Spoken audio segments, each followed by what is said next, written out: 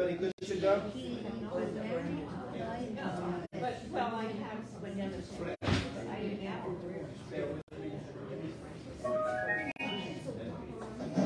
Testing 1, 2, 3. 1, 2, 3. Thank you, everybody. We're just trying to make this work because obviously we're on camera and this carries a little bit better. Thank you all for coming to the April meeting of City on Rising. Those of you who don't know who I am, my name is John Doyle and I'm a member of the board. We appreciate everyone coming out tonight. Nice crowd to build community with us. We have some updates we're going to give. I know there's a lot going on tonight, and we're going to try to get this done as quickly as possible. But again, if anyone has any questions, raise your hand and just let us know. We rescheduled our meeting. As everyone knows, we usually meet the second Thursday of the month. We were anticipating a guest speaker, but unfortunately, the state budget got delayed. So we pushed it back a week, and then the state budget got delayed again. So there are some things that are outside of all of our controls, including our guests. So we got to show some, consideration for that. But appreciate everybody coming out here, and I just wanted to give an explanation on that. We have a few different things going on that I just want to bring everybody up to speed on, and then we'll just start an open forum here. The first thing is the gateway update, which Beverly's running a few minutes late, so when she gets here, we will do. We had a meeting, and Dan, I know you were with us for this one. We went down to the Pelham Bay Landfill. So I just wanted to give everybody just a quick update on that, because we had a full tour. And has anyone here actually ever been onto the landfill grounds before? Great. It was the original signatory on the suit that made it a super fund. Thank you very much. You're welcome. That's actually very helpful. That was 35 years ago. 30 years ago. That's But so I very signed helpful. it with John Deary, put the paperwork together. There would have been a slew of deaths and autistic. John Deary. Yep. Oh. The assembly member. The assemblyman. Didn't he, can I just say something? Yes, sir. Did he do that study on there was a lot of leukemia in Yes, here? he needed somebody to sign off, and I had a new autistic child. And I was the first signatory on that made it a super fund. That got a federal funding to get it cleaned up, to get the slurry wall around it. So I know a lot about that, but it's past. No, but thank you. Yes. So we have to show appreciation for those who put in the work over the years. A few things that are going on. There's going to be some work happening there. They're going to be putting a new wrap near the shoreline. There's, obviously, as we were just discussing, the landfill operated between 63 to 78. That was what caused a lot of the problems. They installed a leach collection system. In 91, the land was transferred from Parks to the DEC, which is the State Department of Environmental Conservation. In 1993, the state submitted a plan, and the DEP started to do remediation. In 1998, that plan was complete. They capped the membrane. There's a membrane there where they capped a lot of what was in there. Again, as I said earlier, they're doing the leachate collection, and there's a water management plan. Parks finally got the land back in 2013. So what they're planning to do is they're going to start opening up access to that site a little bit more. So if you go to the park, you'll be able to go there. Part of it is they want to do like a natural passive reserve. So it's not going to be anything crazy, but just there are some really, and Dave was there as well, there was some really beautiful views of the landfill. Believe it or not, I know that sounds like crazy, but you're basically at the level of like some of the buildings. Maria, go right ahead. I was just going to say, we realtors prefer to call it the landfill, not the jungle. Okay, fair enough. Terminology is important. Terminology is important. So for the landfill, I will point out that it was put on the agenda as landfill. Good. So I didn't even know you wanted it that way, but I guess, in a sense, listening. We prefer. There we go. The other big community item we have beyond the gateway, which we're going to do when Beverly arrives, is the Stephen, who's back here, has been leading the kind of Adopt a Basin program. It really was Adopt a Block, but now we're trying to get kind of crafting it a little bit. We're going to be Adopt a Basin. Basically, we've put in a FOIL request to the DEP to get a map of every basin on the island. And what we're going to try to do is match the tools that we gave you on every basin. So if people would like to sign up for this, they can comment on the video, they can email us at cityonrising.com. We've allocated, the board has allocated $1,000 in supplies to this. So the goal is going to be to find the most problematic catch basins that get clogged. Schofield Street's among the worst. And we're going to just make sure that they are, swept and clean, and that way they're serving the purpose they're supposed to be serving. And in the process, where there are areas where they're flooding, whether it's the Miniford Moat or a few other areas, the end of Ditmars, what we can do is we can, it builds kind of neighborhood captains in a sense, which was our original thing. But we're going to double down on what Stephen and Cara and everyone else started, and we're going to do $1,000. So we're going to go to Home Depot, buy as much as we can. If people want to donate, they can do that for our website. But the goal is to have 15 to 20 people. I'm not asking for people to, this isn't like another child. But what I'm asking is if people can just, before it rains, if you notice it, which you can ask people to sign a commitment, that once a month they'll go out and they'll sweep the basin. Because that's the problem we're having, and unfortunately, particularly on the avenue, there's still no alternate side parking or street cleaning, so this stays as a problem for a long period of time. So that's how we kind of want to address this. So if you're interested in that, and we do need people to be interested in that, just email us, let us know. We will give you all the tools you need. You get a broom, you get a trash picker, you get one of those things, which the things where you can catch kind of the garbage that are going in, and I think we can even do a few garbage bags. We have a ton of garbage bags, so we can give you a bunch of garbage bags. So everything you will need, and gloves. We have gloves for everybody too. So we're not asking for you to literally get your hands dirty, but figuratively, maybe a little bit. So if you have an interest in this, email us, cityislandrising@gmail.com. All one word, no dots, no anything. Next up is old business. So I'm going to go through these fairly quickly. So the street lights in the park. David and I did a segment on News 12 a few weeks ago. Some of you may have seen it. We'd also been working with Elena Down, who was our guest from the mayor's office. She and I spoke earlier today. We've spoken a few times. She has been on top of this. Of the 50 lights that were out within the park, 40 have been repaired. I actually got a nice shot of one of the guys giving me the thumbs up from the bucket truck. He had no idea who I was, so he probably thought I had something emotionally wrong with me. He may be right. But they have been making slow and steady progress. What Elena said, though, is also true, is that by the landfill and by Crimmy Road, all of those lights are out. Those lights are connected to the interstate grid, which is different than the park grid. And that's being done because they're reconfiguring I-95. So I think when maybe come up with some interim solution to that, it's going to be for a while before they put the lights on. Because I did notice that today, it's kind of an abrupt dark for a little while. It's a little bit, disconcerting. And the lights are out and they've been out on the Shore Road Bridge, Pelham Bay Bridge, whatever you want to call it, for the last 2 or 3 years. But since the lights are relatively on in the park, at least 80% now are on. Right. And that's including the light pole that got clipped by the car that was sitting half adjacent for a few days. We're moving in the right direction, so I haven't been determining the bridge lights, but there's progress being made. I think we got this, we shined a light on this problem, but we are moving in the right direction with this, I'm sorry. But it seems to be moving, and we will start to address the interstate problem. We also put in, DOT is doing 3 light surveys within the park. One is going to be on City Island Road, the second is going to be on Orchard Beach Road, and the third is going to be on Shore Road. And the purpose of those is just to see where there's inadequate light now, where they can add lights going forward.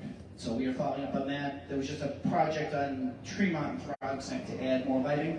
So we're watching what other communities are doing, and we're following their lead in a sense. So those studies are going on right now. The wires, because some of you have brought the wires to our attention. I have been doing back and forth with Verizon, believe it or not, because a lot of the lower wires are Verizon wires, as opposed to Altice wires, Altice formerly Optimum. We are going back and forth on this.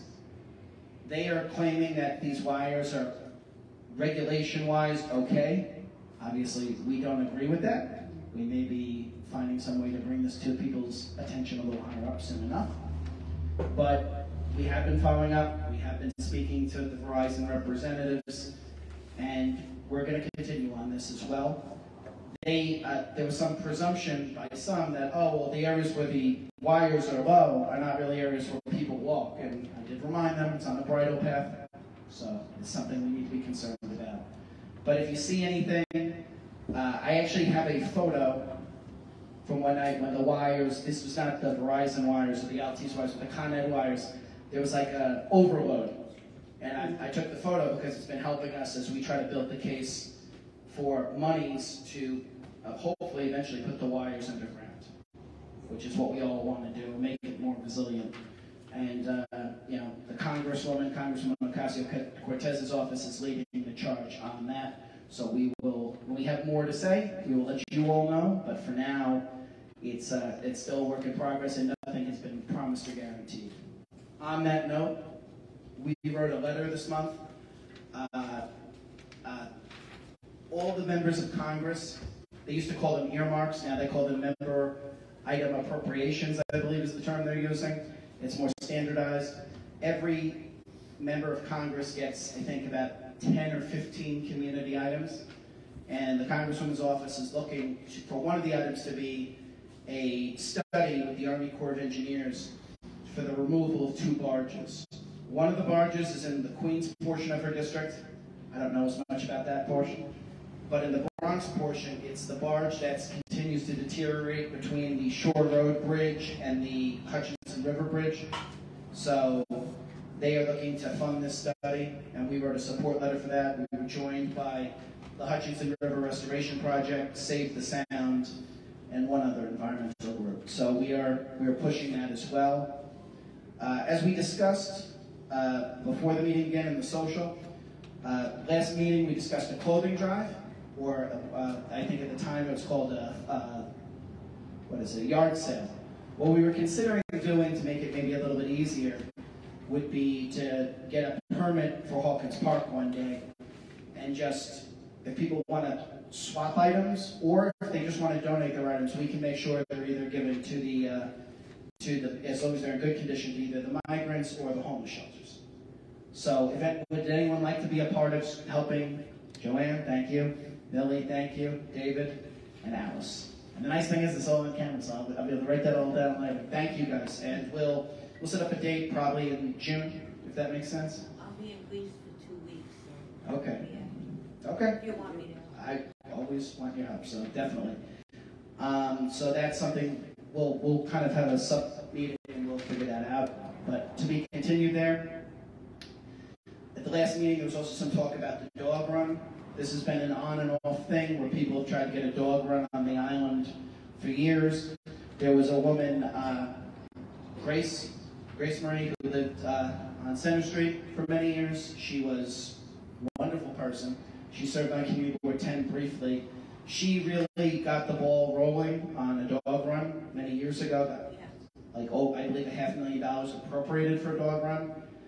She was met with a lot of grief and aggravation, and maybe griff too, but grief and aggravation from some.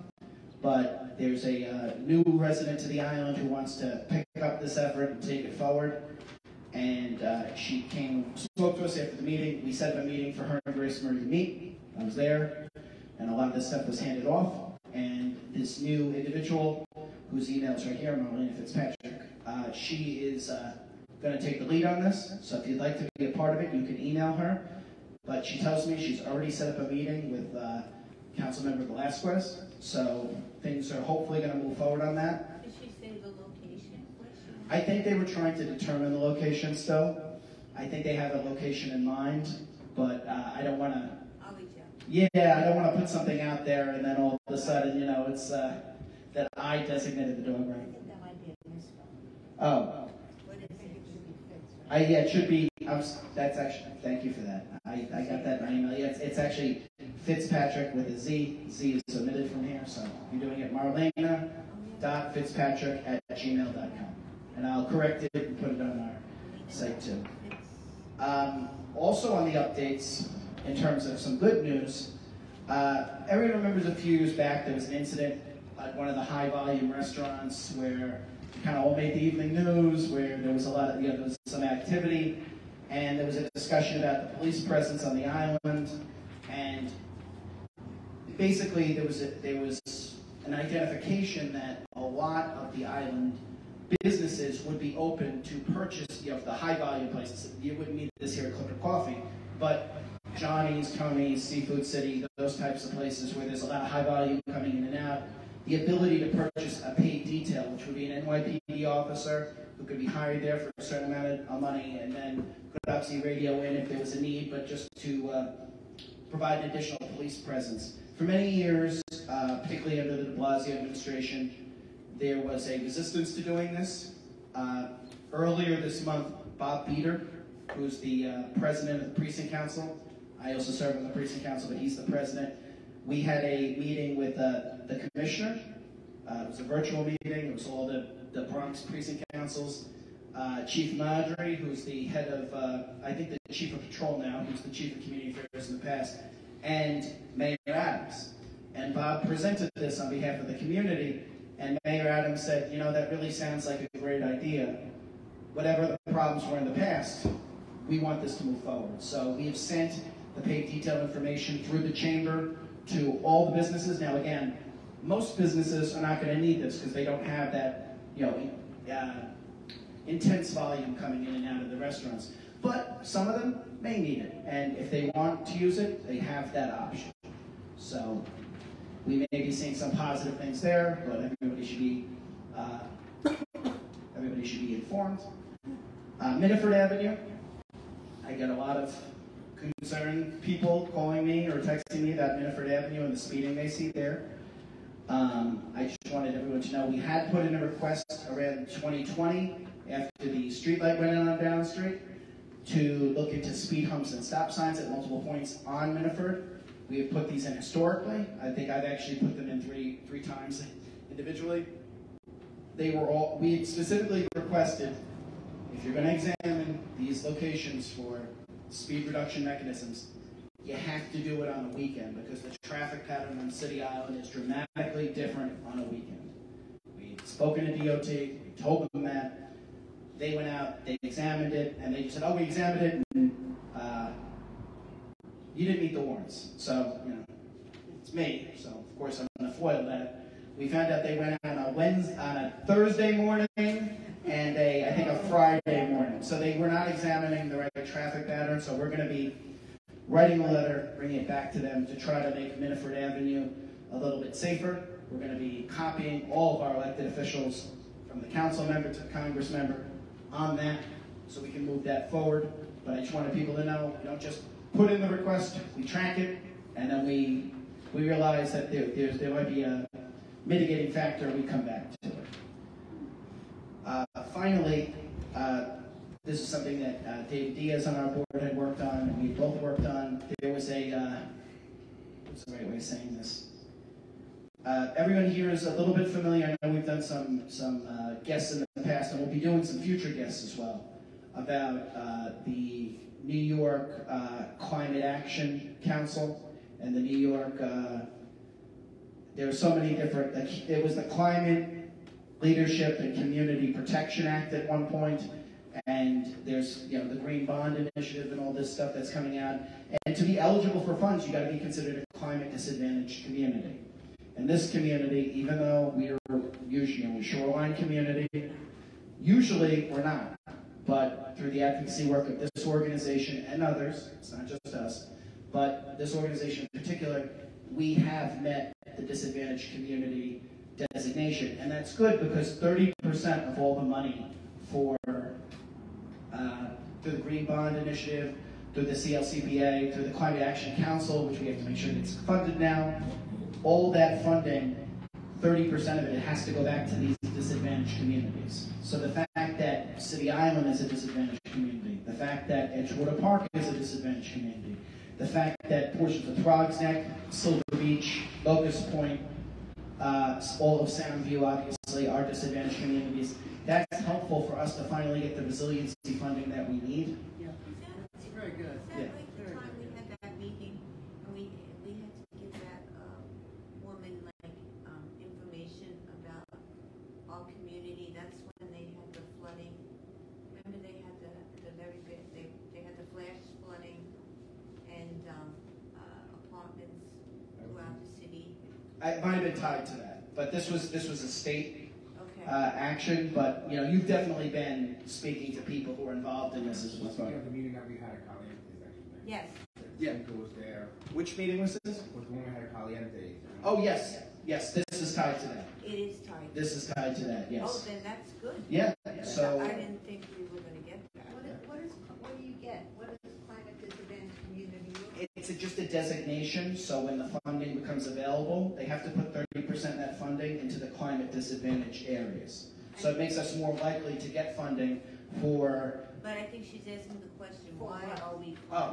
I mean, it could be for, green, green resiliency measures. It could be for the Oyster Project. It could be for,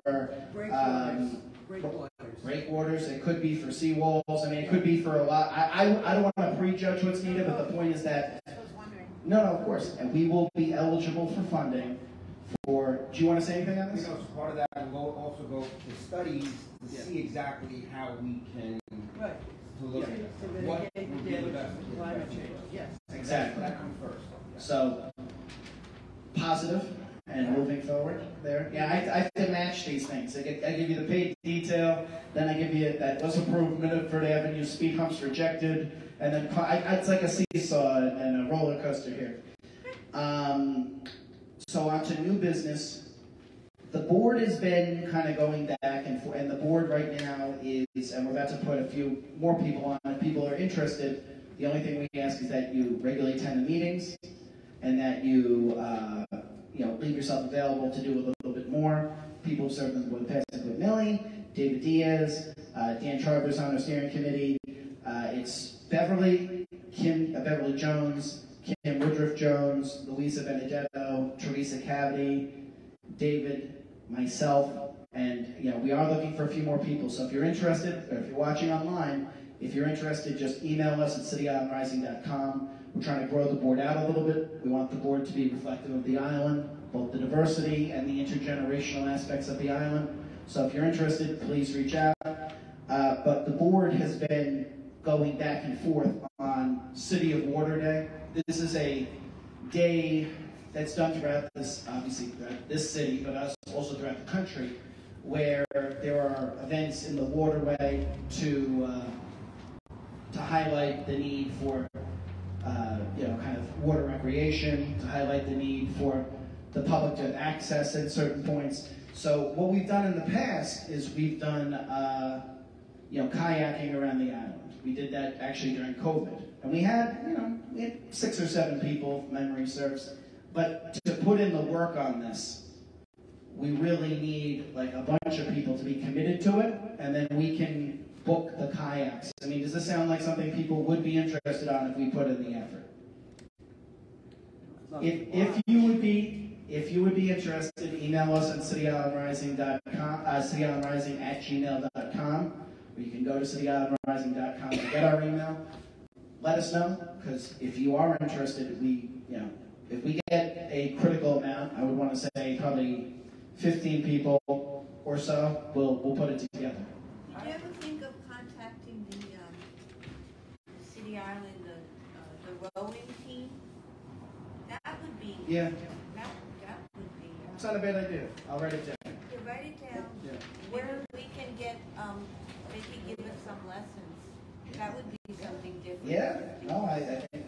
Or they could row on our behalf, right? No, absolutely. Well, there's the City Island Sailing Regatta, which is Yeah. kind of a natural. Yeah, The that's a good sailfishes idea. and the little days, the small one-person boats. Right. There was a swimmer at City Island. Mm-hmm. There was. Oh yeah. So there's the Oyster Project does some sort of race as well, Right.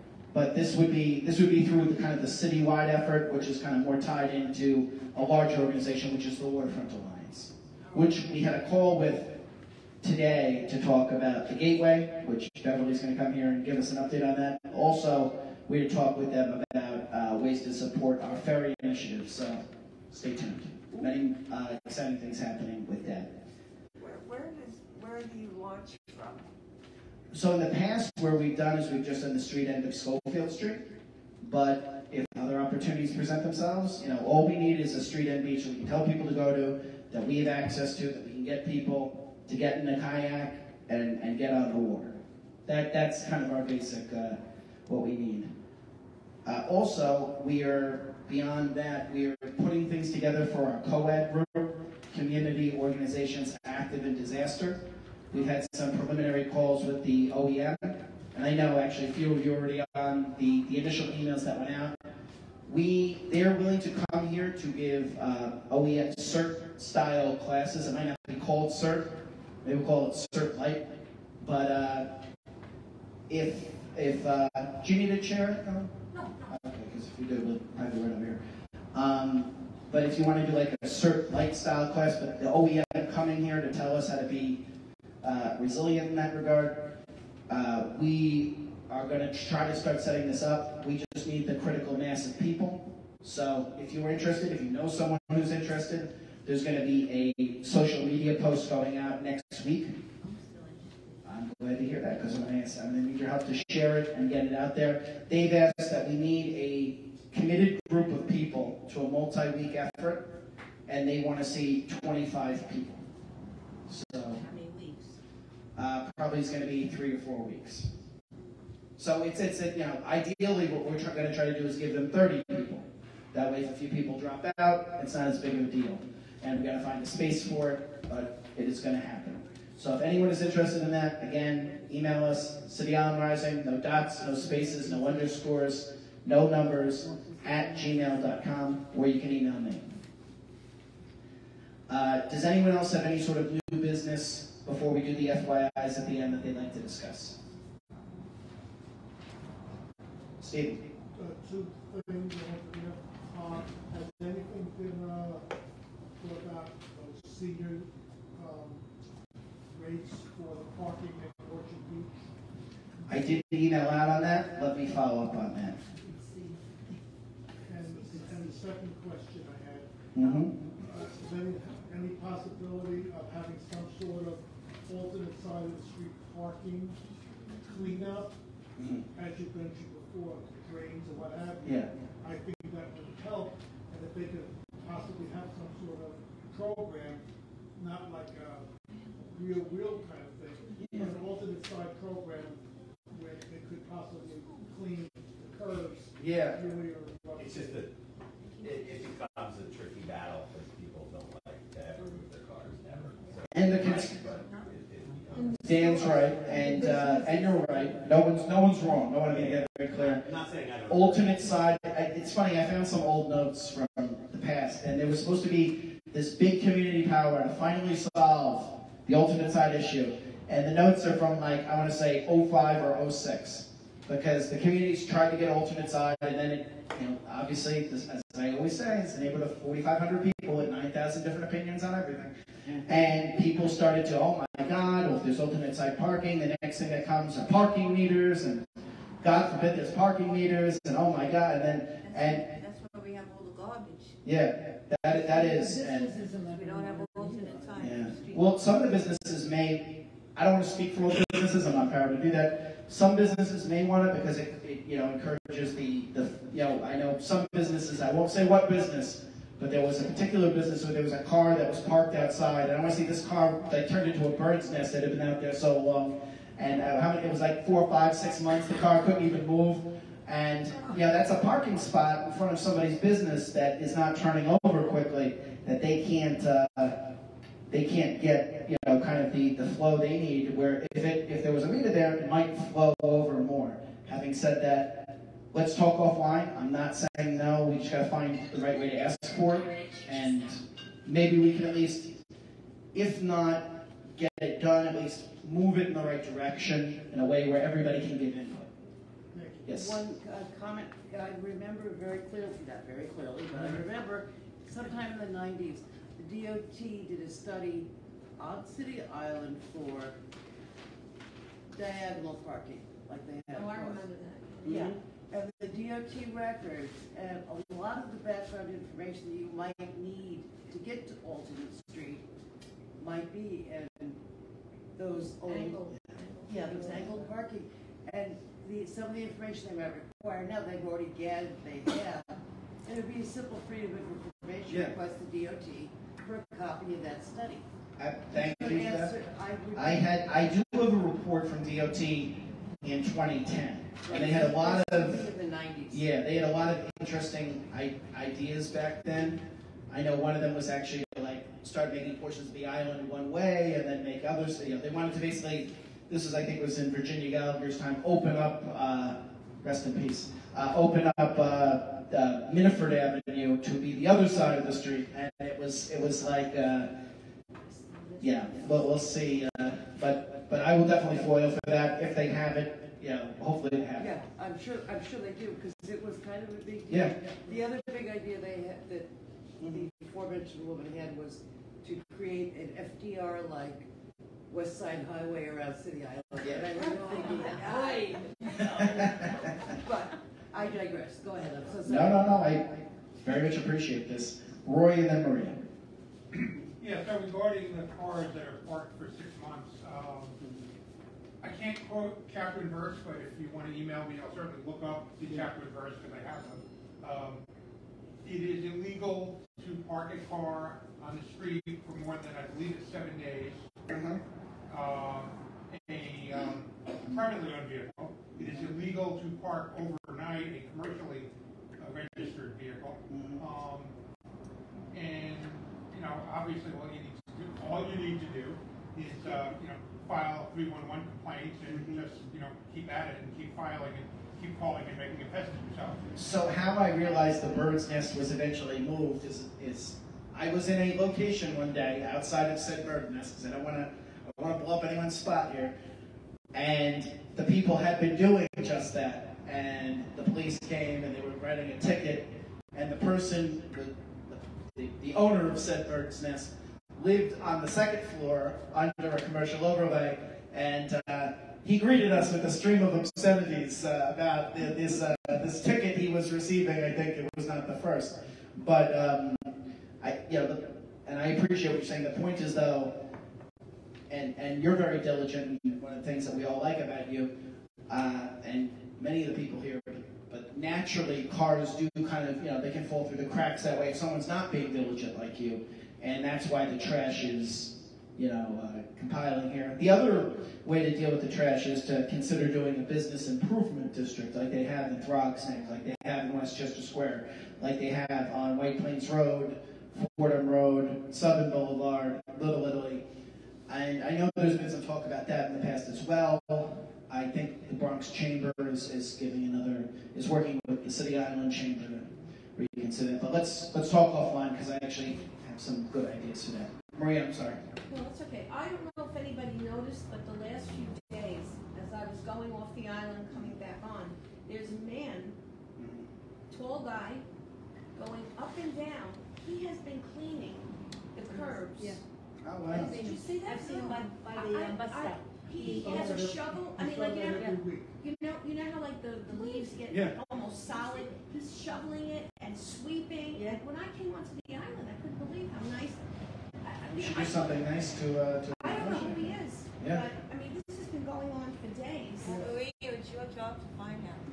I'm trying to find out. We gotta put him in the tailbearer now. It's like a nice thank you, like a grateful neighborhood that appreciates you. I don't recognize him. Okay. But let me tell you, he was doing it for hours and days. I thought maybe I was the only one that saw it. I will say, Both sides of the street. I think it was 2021. It was when Senator Biaggi was still in office, and we did a tour, and we were going up and down, letting businesses know of things that had passed in Albany.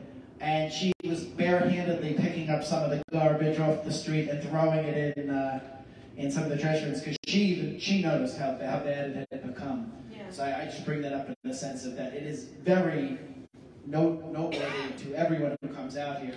And it's bad in a few areas you might not think are even bad areas, like the corner of Pelham Place is pretty bad as well. So let's talk offline, but it's definitely something I want to do. And if we can find a way to acknowledge that guy in a nice way, I'm very open to I doing have that no too. idea who he is. But Kate's in the old Crusader. days, the garden club used to hire. I remember that.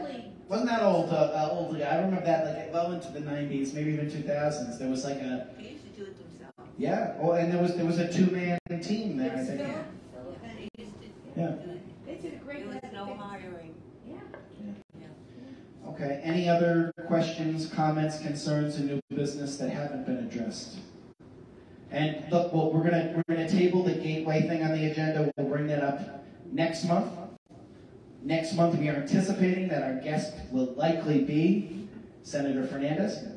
So we're working to have that, and we have someone from Senator Fernandez's office here. Stephen, you want to come up here and just give a quick update on anything? Let's give Stephen a hand. Thank you, Stephen. Hello everyone, my name is Steven. I'm from State Senator Nathalia Fernandez. As John was saying, State Senator Fernandez, as well as every other state elected official, they're up in Albany working on the budget. I honestly don't know when that's going to be passed. So, when it does get passed, hopefully, then for the month of May, Nathalia, she will come here, to the meeting to speak with everyone. Besides that, we are actually going to be relocating our office. I have the new address now. It is going to be at 3853 East Tremont Avenue. That's going to be the new office location. It's in Throgs Neck, everybody. Yeah. And I think besides that, we are still working remotely from home, and I think that's really about it. We're going to plan some new events such as food giveaways and a job fair coming soon. Thank you. And that's, so I was wondering why the senator changed her stance on good cause eviction from when she was running as a assembly person to now that she's a senator. Okay. Cheers. I can definitely write that. I can definitely get back to you, and she will be here on next month. So she can definitely respond to your inquiries as well. Appreciate it. Absolutely. Does anyone else have a question for Stephen? And Stephen has been very helpful dealing with the light situations and making sure, he's another one who's been very helpful in that, along with Aline at the mayor's office, and making sure that the city agencies know we're all on top of them. So I want to thank you. And obviously Nathalia's up there with every other elected official. It's, I'm sure she could be here, she would be here, she's very present in the district. That was not in any way intended. I'm a Nathalia fan, as you know. That was not in any way intended to be any sort of a slight. So let's give Stephen a round of applause, and hopefully the budget will pass, and we will have the senator here next Can I time. ask a question? Sure. Any update on new businesses, Joey, away from me, on new businesses coming onto the island besides the Greek restaurant? Yes, there's a bakery that's going to be where Early Ruth Antiques is. It's going to be, so the bakery owner is, I have it on my phone, but it's, sure. Millie asked, are there any new businesses coming to the island? So there is a business coming to the island, and it's a bakery. And it's going to be similar to Sestra's Bakery on Tremont in Throgs Neck. And it's going to be at Early Ruth Antiques. And it's the same owner, the guy who owns Sestra's Pizza Shop, Sestra's Bakery, and the new steakhouse on Tremont Avenue. So he's expanding again. This is going to be the 4th outlet. It was in the paper. So that's the answer to that. And then I hear there's there was another store here. Hold on. We're going to... Yeah. No, there's the Greek one, which I also appreciate. And there was a... I hear there's also a tropical fish store that's going to be open. Oh, yes. Yes. Is that to eat or to play with? That's a good question. I just got the text tropical fish store opening, and the person looked into it. So we will find out if it's for recreational purposes or consumption purposes. Years ago, we had a guy here, Bobby Fish. Yeah. That had tropical fish. Do we have any hopes for a pharmacy ever? So I will follow up on the pharmacy. Obviously, everyone knows the pharmacy that some things happen there, and we'll leave it at that. And we do need another pharmacy, and we could definitely try on that. One thing we are still doing, and I didn't put this on the agenda, but somewhat tied to what you're saying, urgent care. We are trying to get an urgent care opening. We've been talking. We have an outlet that's willing to do it. They work with Montefiore. So it's not Montefiore, but it's one of the subcontractors. We're trying to find a place for it right now. There were some interdialogue discussions going on. Not a direct answer to the pharmacy question. We will look into that as well.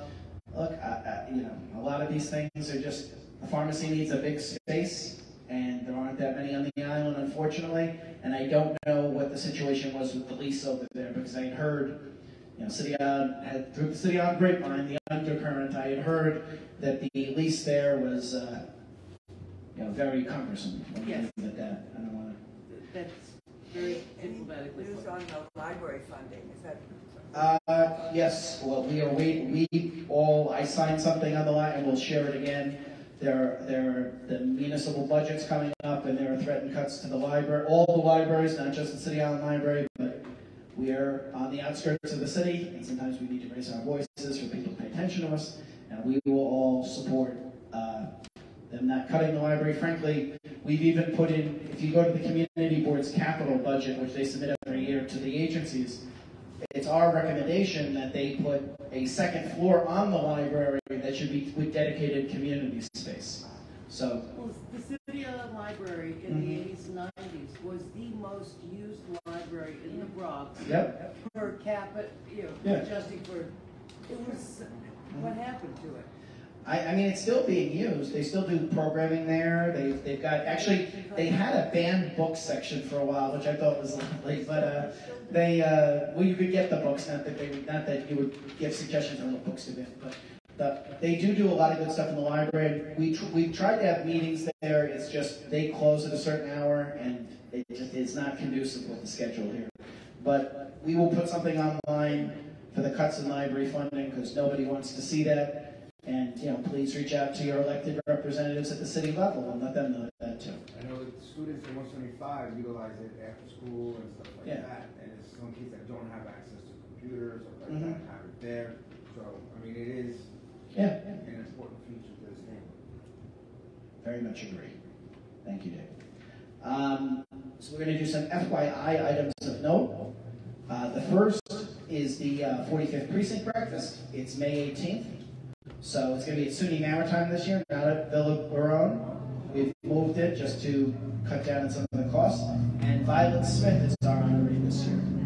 Because Violet is always someone who you see out there, who is out there doing the legwork on a lot of things. One of my favorite memories of Violet, and she's still around, so you still have memories, but it was when the firehouse was being threatened, and we walked the whole avenue together because we went to the rally and we were walking home together, and every single person, it was a Mother's Day weekend, so the island was packed. She was out there giving everybody postcard about the firehouse, postcard about the firehouse, postcard about the firehouse, So she's just been someone who's been very quietly doing the work to improve the community for decades. In my opinion, and I'm sure it's shared by a lot of people, very deserving of being. How much is it? It's going to be, I think, $15 or $20 a ticket. If you need a ticket, you can let me know, or call Bob Beater, or you can email the 45th Precinct Council at 45THPCT council@gmail.com. Second thing, and I know Joanne just stepped out, but this is actually something Joanne helped with. Bronx Bound Books is coming back to Clipper Coffee. This is the book van that shows up. It's a nice event for the kids. So we're going to be doing some of our own outreach outside of the event, but definitely working with Peter and everyone here. We'll have the van will be out here at Bronx Bound Books on June 3rd. So it'll be right outside.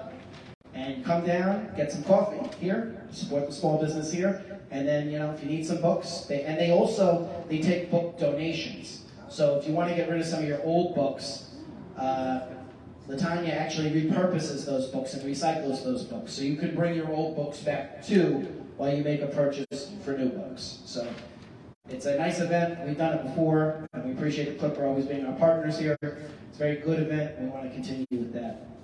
The bakery I'm sitting on, you guys scooped me, it's already on here. There's an announcement here for the community-supported agriculture.